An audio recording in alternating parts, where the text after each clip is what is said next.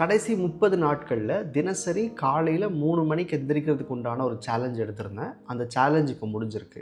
இந்த 30 நாள்ல எனக்கு ஏற்பட்ட அனுபவங்கள், அதில இருக்கிற பாசிட்டிவ்ஸ் அண்ட் நெகட்டிவ்ஸ் தான் இந்த வீடியோல நான் ஷேர் பண்ணியிருக்கேன். இந்த பர்ட்டிகுலர் 3 AM சேலஞ்ச் அப்படின்றது நம்மளுடைய காஸ்மோஸ் கம்யூனிட்டியா எல்லாரும் சேர்ந்து ஒண்ணாவே ட்ரை பண்ணோம். இந்த சேலஞ்சோடைய மொத்த அளவு அப்படின்றது 90 நாட்கள். முதல் 30 நாள்ல எனக்கு ஏற்பட்ட மாற்றங்கள இங்க நான் ஷேர் பண்றேன். இந்த 3 AM சேலஞ்சில் நீங்களும் பார்ட்டிசிபேட் பண்ண போகிறீங்க அப்படின்னா, காஸ்மோஸ் கம்யூனிட்டியை பற்றின டீட்டெயில்ஸ் எல்லாமே நான் டிஸ்கிரிப்ஷனில் கொடுத்துருக்கேன். அதோட சேர்த்து ஒரு ப்ரோமோ கோடுமே இருக்கும். அந்த ப்ரோமோ கோட் யூஸ் பண்ணுற மாதிரி இருந்துச்சுன்னா, ஃபர்ஸ்ட் மந்த் சப்ஸ்கிரிப்ஷன்லேருந்து ₹100 வந்து லெஸ் ஆகும்.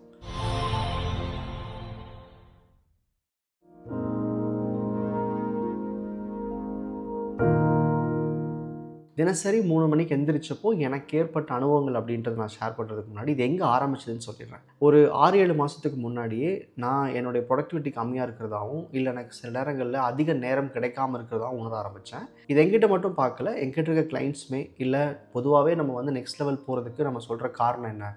நமக்கு ஒரு நாள் இருக்கிற டைம் பத்த மாட்டேங்குது. நம்ம பேசிக் ரெஸ்பான்சிபிலிட்டிஸை முடிக்கவே டைம் இல்லை. ஸோ வளர்ச்சியை நோக்கியோ, புதிய தேவைகள் நோக்கியோ எப்படி போகிறதுன்ற கேள்வி எல்லாருக்குமே இருந்திருக்கு. ஸோ இது எனக்கும் ஏற்பட்டிருக்கு. நான் செஞ்சிட்ருக்கிற பிஸ்னஸ் போக, நான் புதுசாக கற்றுக்கிறதுக்கோ, அடுத்த லெவல் போகிறதுக்கோ நிறையா ஸ்ட்ரகிள்ஸ் நான் ஃபேஸ் பண்ணேன் இன்பிட்வீனில். ஸோ அப்படி இருக்கும்போது, ஏன் நம்ம காலையில் ஒரு 1 ஹவர் முன்னாடி எந்திரிக்கக்கூடாது, ஏன் ½ ஹவர் முன்னாடி எந்திரிக்கக்கூடாதுன்றத சும்மா நான் முயற்சி பண்ணி பார்க்கும்போது, அதுக்காக சில கரெக்ஷன்ஸ்லாம் நான் பண்ண ஆரம்பித்தேன். நார்மலாக ஒரு 3 மணிக்கு எந்திரிக்கிறதுன்றது யாருக்கும் இங்கே அவ்வளோ பாசிபிள் கிடையாது. அப்படி எந்திரிக்கிறதுக்கு பின்னாடி நிறைய காரணங்கள் வேணும். அதுக்கு நம்ம ஃபிசிக்கலாகவும் ரெடியாக இருக்கணும், மென்டலாகவும் ரெடியாக இருக்கணும். ஸோ அதில் என்னென்ன தேவை இருக்குதுன்னு நான் புரிஞ்சுக்கிட்டு, அது எனக்காக நான் எக்ஸ்பெரிமெண்ட் பண்ணி பார்த்தேன். ஸோ 3 AM அப்படின்றது என்னெல்லாம் செஞ்சால் அது பாசிபிள், அதன் மூலமாக என்ன பெனிஃபிட்ஸ் கிடைக்கும்ன்றதை ஃபேராக புரிஞ்சுக்கிட்டதுக்கப்புறமா இதை ஒரு சேலஞ்சாக க்ரியேட் பண்ணியிருந்தேன். ஸோ இதோட சேலஞ்சோட அளவுன்றது மொத்தம் 90 நாட்கள். அதில் முதல் மாதம் ஒரு சில ப்ராக்டிசஸ் பண்ணுவோம், செகண்ட் மந்த்தில் ஒரு சில ப்ராக்டிஸ் பண்ணுவோம், தேர்ட் மந்த்தில் ஒரு சில விஷயங்கள் இருக்கும். இப்போ நான் கம்ப்ளீட் பண்ணியிருக்கிறது இந்த ஃபஸ்ட் மந்த்துக்கான பயிற்சிகளை தான். ஸோ இந்த முதல் மாதத்தை பொறுத்த வரைக்கும் சேலஞ்சே என்ன அப்படின்னா, தினசரி காலையில் அலாரம் வச்சோ வைக்காமையோ 3 மணிக்கு எந்திரிச்சிருக்கணும். அப்படி எந்திரிக்கிறதுக்கு முதல் நாள் தூங்குறதுக்கு முன்னாடி நம்மளை சில விதங்களை ப்ரிப்பேர் பண்ணிக்கணும். ஸோ எந்திரிக்கிற டைம் அப்படின்றது 3 o'clock நம்ம சொன்னால் கூட, நம்ம இந்த 3 AM சேலஞ்ச் சக்ஸஸாக பண்ணியிருக்கோன்றதை 3 to 3:30 AM எந்திரிச்சாவே நம்ம அதை வந்து ஏற்றுக்கலாம் அப்படின்றது தான். இங்கே நான் காமிக்கிறது என்னோட செக்லிஸ்ட். ஸோ இந்த கம்ப்ளீட் சேலஞ்சில் ஒவ்வொரு மந்த்துக்கு ஒரு செக்லிஸ்ட் இருக்கும். இது என்னோட செக்லிஸ்ட். ஓவராலாக பார்த்தீங்கன்னா 30 நாட்களில் என்னால் வந்து ஒரு 22 நாட்கள் சரியாக பண்ண முடிஞ்சுது. நம்ம எக்ஸ்பெக்ட் பண்ணுறது எப்படின்னா, முதல் மாதத்தை பொறுத்த வரைக்கும் ஒரு 14 நாட்கள் நம்ம கரெக்டாக பண்ணாவே போதுன்றது தான். என்னால் ஒரு 22 நாள் பண்ண முடிஞ்சுது. இந்த அனுபவத்தின் மூலயமா எனக்கு நடந்த மாற்றங்கள், சில நெகட்டிவ்ஸுமே இருக்குது. அதை நான் உங்கள்கிட்ட ஷேர் பண்ணுறேன். உங்களுக்கு இது பொருந்தும். இந்த 3 AM சேலஞ்ச் உங்கள் லைஃப்பை மாற்றணும்னு நினச்சிங்கன்னா நீங்களுமே ட்ரை பண்ணி பாருங்கள். இப்போ அந்த வீடியோ உங்களுக்கு நான் பண்ணிகிட்டு இருக்கும்போது கூட செகண்ட் மந்தோட ஸ்டார்டிங் ஃபேஸில் இருக்கேன். இன்னுமே நான் 3 AM சேலஞ்சை கன்டினியூ பண்ணிட்டு தான் இருக்கேன். ஸோ முதல்ல பாசிட்டிவ்ஸ்லேருந்து போயிடுவோம். இந்த 3 மணிக்கு எந்திரிக்கிறதுல இருக்கிற ஒரே ஒரு முக்கியமான பாசிட்டிவ், ரொம்ப பிளெயினான பாசிட்டிவ் அப்படின்றது, உங்களுக்கு நிறைய நேரம் இருக்கும். அதாவது உங்களால் வந்து இனி டைம் பேஸ் பண்ணி கம்ப்ளைண்டே பண்ண முடியாது. எனக்கு டைம் இல்லை நீங்கள் சொல்லவே முடியாது. ஏன்னா ஏர்லி மார்னிங் எந்திரிக்கும் போது உங்களுடைய ரொட்டீனில் உங்களை டிஸ்டர்ப் பண்ண யாரும் இருக்க மாட்டாங்க. மோஸ்ட் ஆஃப் த கமிட்மெண்ட்ன்றது கிட்டத்தட்ட ஒரு 5:30-6 மணிக்கு மேலே நமக்கு ஆரம்பிக்கும். எந்திரிக்கணும், ரெடி ஆகணும், ஒர்க் போகணும், இல்லை பிஸ்னஸ் ஸ்டார்ட் பண்ணணும், ஃபேமிலியை கவனிக்கணுன்ற மாதிரி ரொட்டீன்லாம் பார்த்திங்கன்னா சம்வேர் 4-4:30க்கு மேலே தான் ஓப்பன் ஆகும். நம்ம முன்னாடி எந்திரிக்கிறதுனால, கொஞ்சம் ஏர்லியராக எந்திரிக்கிறதுனால நம்மளால் நமக்கு தேவையான விஷயங்கள், நம்ம ஃப்யூச்சருக்கு தேவையான விஷயங்கள், இல்லை ஓவராலாகவே நம்ம செஞ்சு முடிக்க ஸ்ட்ரகிள் பண்ணுற விஷயங்கள் எல்லாத்தையுமே ஒரு நாளில் ஈஸியாக முடிக்க முடியும்.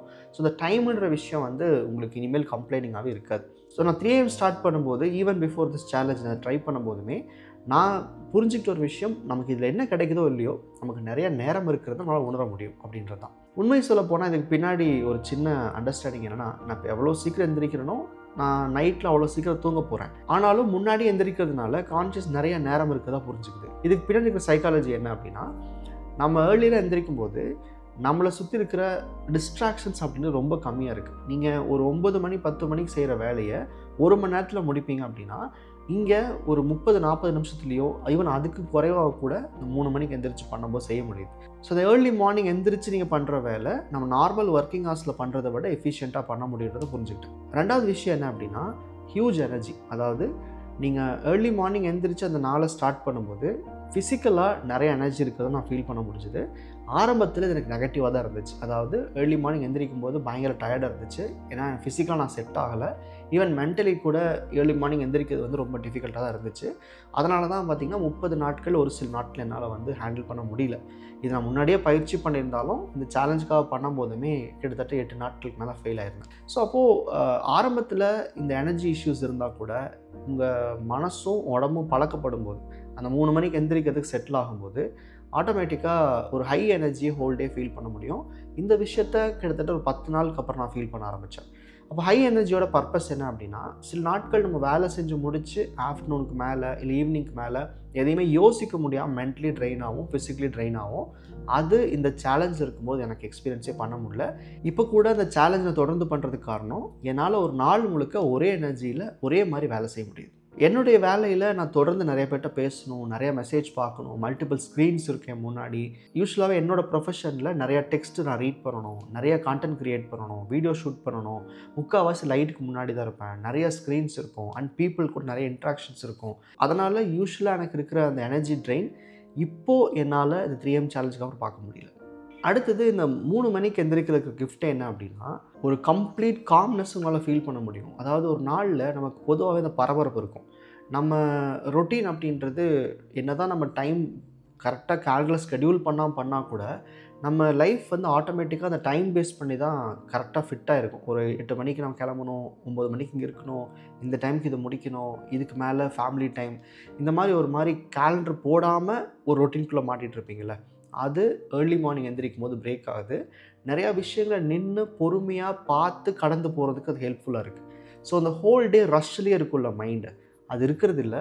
ஏன்னா உங்கள் கான்ஷியஸ்க்கு நான் முதல்ல சொன்ன மாதிரி நிறையா டைம் இருக்கிறதுக்கான ஒரு அண்டர்ஸ்டாண்டிங் கொடுத்துருது இந்த ப்ராக்டிஸ்.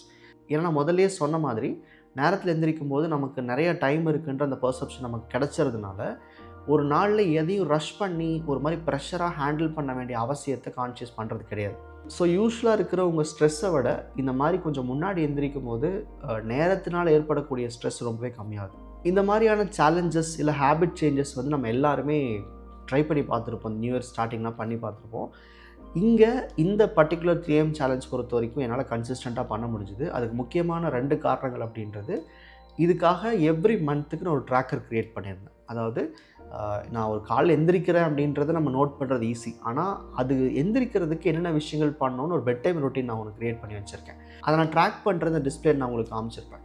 ஸோ அந்த பெட் டைம் ரொட்டீன் பொறுத்த வரைக்கும் நம்ம கரெக்டாக பண்ணால் மட்டும்தான் 3 மணிக்கு எந்திரிக்க முடியும் அப்படின்ற செக்லிஸ்ட் இருக்கிறதுனால நான் இது பண்ணணும், இது பண்ண தேவையில்லைன்றதை கிளியராக டெய்லி நான் ட்ராக் பண்ண ஆரம்பித்தேன். அதை எனக்கு கன்சிஸ்டன்சி கொடுத்துச்சு. முக்கியமாக இது தொடர்ந்து பண்ணணுன்ற அந்த ஒரு உத்வேகம் எங்கே வந்தது அப்படின்னா கம்யூனிட்டி. ஸோ இந்த சேலஞ்ச் வந்து காஸ்மோஸ் கம்யூனிட்டியில் தான் அப்டேட் பண்ணியிருக்கேன். அதில் இருக்கிற மெம்பர்ஸுமே இந்த பர்டிகுலர் சேலஞ்சை என் கூட சேர்ந்து தான் ஃபாலோ பண்ணாங்க. அந்த சேலஞ்சை ஃபாலோ பண்ணும்போது தினசரி நான் எப்போ எந்திரிச்சேன், வீக்லி எனக்கு என்ன சேஞ்சஸ் இருந்துச்சு, ரெகுலராக ப்ராசஸ் அப்டேட்டுன்னு அதை சம்மந்தப்பட்ட சில மீட்டிங்ஸுமே தொடர்ந்து வச்சுட்டே இருந்தோம். அதனால் நம்ம இதை பண்ணணுன்றது அக்கௌண்டபிலிட்டி, எனக்கு இது பண்ணி ஆகணுங்கிறது கண்டிஷனிங் வந்து எனக்கு தொடர்ந்து இருந்துகிட்டே இருந்துச்சு. ஸோ குரூப்பாக சேர்ந்து ஒரு சில ப்ராக்டிசஸ் பண்ணும்போது அதுக்கான சில மோட்டிவேஷன் கண்டிப்பாக இருக்குது. உண்மையிலே கன்சிஸ்டன்சி ரொம்ப ப்ராப்பராக இருந்துச்சுன்னு சொல்லுவேன். சில பேருக்கு இந்த 3M சேலஞ்சை பற்றி கேட்கும்போது ஃபேன்சியாக தோணியிருக்கலாம், இது அப்படி எந்திரிச்சா மட்டும் லைஃப் மாறுமா அப்படின்னு. உண்மை சொல்லணுன்னா, நீங்கள் உங்கள் ஹோல் ரொட்டீனை கொஞ்சம் ஷிஃப்ட் பண்ணும்போதோ இல்லை அதை ரீஃப்ரெஷ் பண்ணும்போதோ கான்ஷியஸ்க்கு நீங்கள் லைஃப்பில் நிறையா விஷயங்களை மாற்றுறீங்கன்னு புரியும்.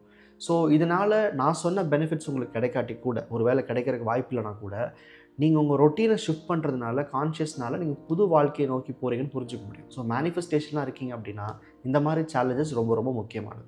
இது வரைக்கும் நான் சொன்னது நான் பார்த்த பாசிட்டிவ்ஸ். இது போக கம்யூனிட்டியில் இருந்தவங்களுமே நிறைய விஷயங்கள் ஷேர் பண்ணியிருந்தாங்க. அதையும் ஒரு சில விஷயங்களை இங்கே டிஸ்பிளே பண்ணுறேன். அடுத்தது ஃபேமிலி சர்க்கம்ஸ்டான்சஸ். இந்த சேலஞ்ச் வந்து என் ஃபேமிலியை பாதிக்கும், ஏதோ ஒரு வகையில் நேரடியாக அவங்களது பாதிக்கும் அப்படின்னாலும் இந்த பயிற்சிகள் செய்ய முடியாது. ஃபார் எக்ஸாம்பிள், சில பேர் வந்து வீட்டில் 11 o'clock தான் வருவாங்க. ஸோ அப்போது வீட்டில் அவங்கள சப்போர்ட் பண்ணுறவங்க நைட் 11 o'clock வரைக்கும் முழிச்சிட்டு இருந்துட்டு மார்னிங் 3 AM எந்திரிக்க முடியாது.